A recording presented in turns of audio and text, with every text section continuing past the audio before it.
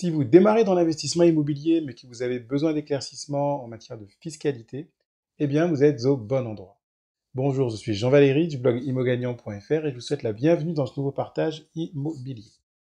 Dans la vidéo précédente, j'ai parlé des bases de la fiscalité immobilière. D'accord? Donc, si vous n'y connaissez vraiment pas grand-chose, je vous invite vraiment à aller voir cette vidéo précédente. D'accord? Je vous mets un lien dans la description.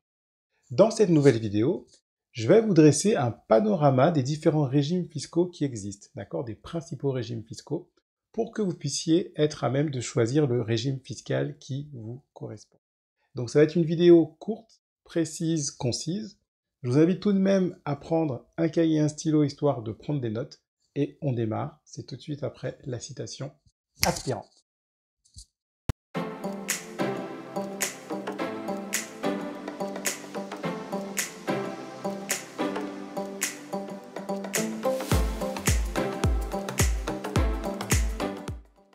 Alors, avant de rentrer dans le vif du sujet, je vous invite à faire les deux actions suivantes. La première, c'est de vous abonner à la chaîne en cliquant sur le bouton qui se trouve sur la vidéo ou juste en dessous. Ainsi, vous serez sûr d'être averti lorsque je publierai une prochaine vidéo. Et la seconde action, donc si vous êtes nouveau sur la chaîne ou si vous démarrez dans l'investissement immobilier, je vous invite fortement à cliquer sur le premier lien qui se trouve dans la description pour que vous puissiez avoir accès à votre cadeau de bienvenue. Donc ce cadeau de bienvenue est un pack de formation, le pack Immo Starter. Donc j'ai créé ce pack spécialement pour vous, pour que vous puissiez réussir votre premier investissement immobilier rentable. Donc pour info, ce pack de formation est 100% offert pour l'instant. Donc je vous invite vraiment à cliquer sur le lien pour que vous puissiez y avoir accès gratuitement. Alors, quels sont les principaux régimes fiscaux qui existent? Donc pour vous les présenter, on va aller directement sur mon ordinateur. Comme ça, vous aurez quelques schémas, ça sera un petit peu plus simple. Alors, la première chose que je veux vous dire, c'est qu'en termes de régimes fiscaux, il existe deux grandes catégories, d'accord? Vous avez une première catégorie qui va concerner les investissements en nom propre, d'accord? C'est-à-dire que vous allez acheter un bien avec votre nom propre, hein, vous n'allez pas faire appel à une structure, mais vous allez vraiment acheter un bien à votre propre nom. Et la deuxième grande catégorie, c'est la catégorie des investissements en société, d'accord? La grande différence entre les deux, c'est que par rapport aux investissements en nom propre, eh bien, il y aura un lien entre les revenus locatifs que vous allez percevoir, la manière dont ils seront imposés, il y aura un lien avec les revenus de votre foyer fiscal, d'accord, ça sera corrélé. En revanche, lorsque vous investissez, lorsque vous choisissez un régime fiscal qui est en société, donc il y a plusieurs types de sociétés, on va le voir, eh bien vous allez décorréler les revenus locatifs que vous allez percevoir, l'imposition des revenus locatifs, ce sera décorrélé de vos revenus professionnels ou de votre revenu fiscal. Sauf exception pour la SCI et l'IR, mais je vais vous en parler. Alors, dans la première grande catégorie investissement en nom propre, on va trouver deux familles de régimes, d'accord? Une première famille de régimes qui s'applique à la location nue, et une seconde famille de régime qui s'applique à la location meublée. Concernant la location nue, vous allez trouver deux régimes fiscaux, d'accord?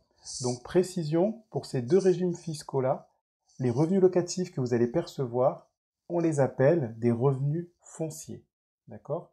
Contrairement à la location meublée, où les revenus locatifs, on les appelle les bénéfices industriels et commerciaux. On va en parler tout à l'heure.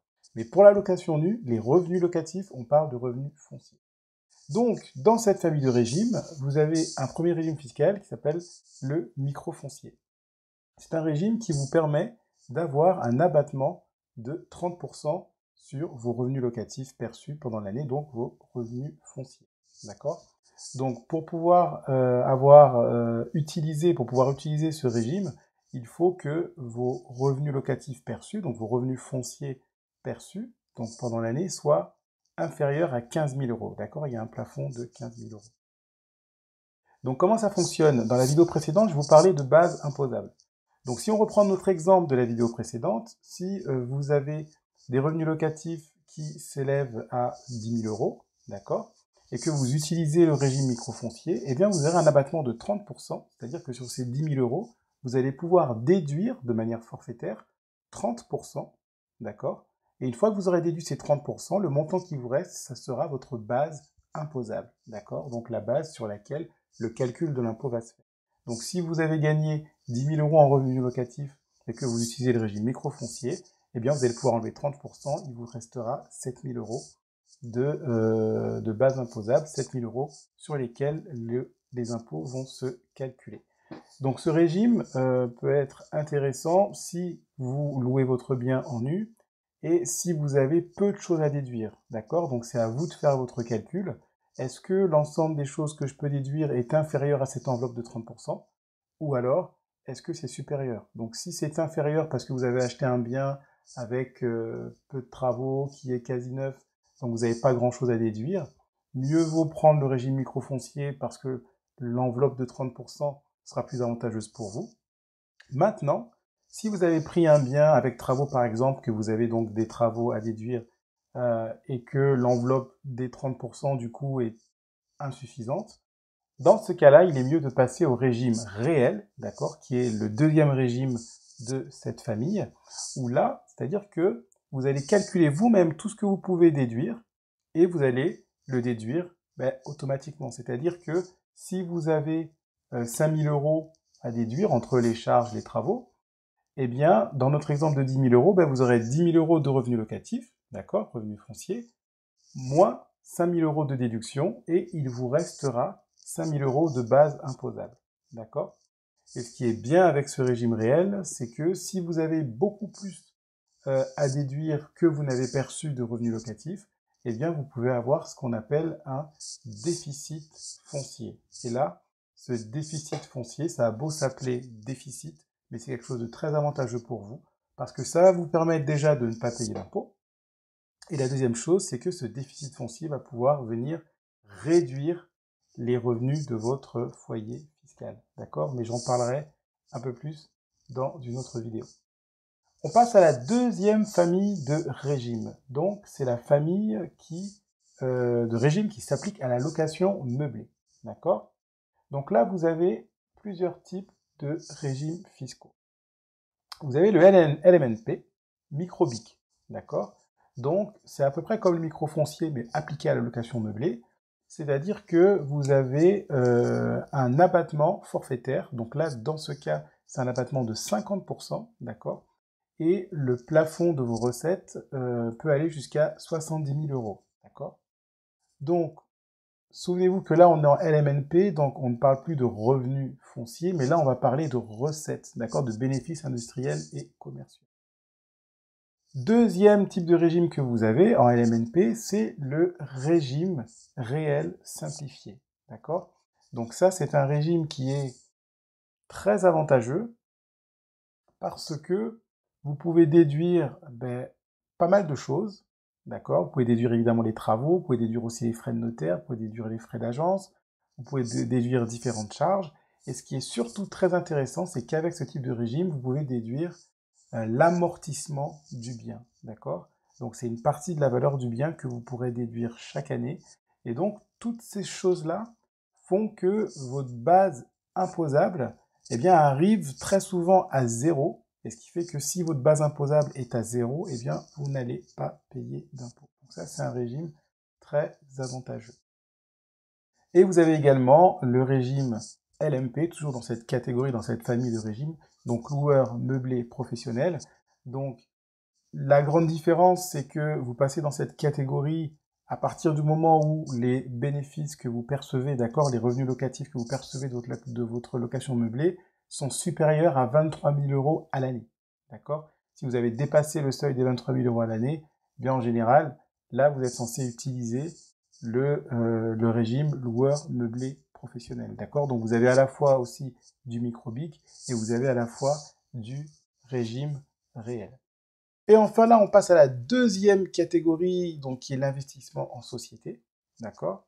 Donc là, pour cette catégorie-là, c'est-à-dire que vous choisissez d'investir en créant une société. Et donc, il y a plusieurs types de sociétés que vous pouvez créer. D'accord? C'est-à-dire que vous allez acheter un bien et vous allez créer une société et exploiter le bien au travers de cette société. Vous pouvez soit faire une SCI, Société Civile Immobilière, d'accord, à l'IR, c'est-à-dire à l'impôt sur le revenu, ou alors une SCI à l'IS, c'est-à-dire à l'impôt sur les sociétés, d'accord. La grande différence entre les deux, c'est que la SCI à l'IR, eh ben, elle va être corrélée, elle va être en lien avec les revenus locatifs, avec les impôts, pardon, avec vos revenus, les revenus de votre foyer fiscal, d'accord? Alors que la SCI à l'IS, eh bien, c'est une SCI à l'impôt sur les sociétés. Donc, c'est-à-dire que là, il y aura une distinction, d'accord, entre les revenus que vous allez percevoir, donc les revenus locatifs que vous allez percevoir et les revenus de votre foyer fiscal, d'accord? J'en dis pas plus parce que j'ai une autre vidéo qui va venir dans les prochains jours où je vais vraiment parler des SCI, des avantages et des inconvénients. Comme autre type de société, vous pouvez investir en SAS, d'accord, société par action simplifiée. Vous pouvez investir en SARL, d'accord, société anonyme à responsabilité limitée, et vous pouvez investir en holding, d'accord. Alors là, généralement, lorsque vous investissez en holding, c'est lorsque vous avez déjà plusieurs sociétés et que vous décidez de créer une société mère. Donc ça aussi, ça peut être très avantageux, surtout pour essayer de faire passer des fonds d'une entreprise à l'autre. D'accord? Mais je ne vais pas encore entrer dans ce détail-là. Donc voilà, c'était pour vous donner un panorama, d'accord, des principaux régimes fiscaux qui existent pour que vous puissiez investir dans l'immobilier, d'accord? Il y a plusieurs choses qu'on peut faire dans l'immobilier, hein, il y a d'autres régimes fiscaux, mais pour l'instant, ce que vous avez besoin de savoir, en tout cas si vous démarrez, c'est déjà important de bien connaître ça, de faire la différence entre ces différents régimes fiscaux, de connaître leurs avantages et leurs inconvénients. Ainsi, vous pourrez choisir le régime fiscal qui sera le mieux adapté pour vous. Donc on arrive à la fin de cette vidéo, je vous remercie de l'avoir suivi. Je vous invite à clapper la vidéo, donc commentez-la, hein, dites-moi ce que vous en avez pensé. Je vous invite à la liker si vous l'avez aimé, à vous abonner à la chaîne si vous ne l'avez pas encore fait, et surtout, partagez cette vidéo si vous pensez qu'elle pourrait servir à quelqu'un de votre entourage. Dans la prochaine vidéo, je vais revenir sur ces régimes fiscaux, où là je vais vous expliquer clairement comment vous pouvez faire pour choisir votre régime fiscal, c'est-à-dire le régime fiscal qui sera le mieux pour vous en fonction de votre situation et en fonction de l'investissement que vous souhaitez faire. Merci encore d'avoir suivi cette vidéo. À très vite et surtout n'oubliez pas que vous avez de la valeur. À bientôt.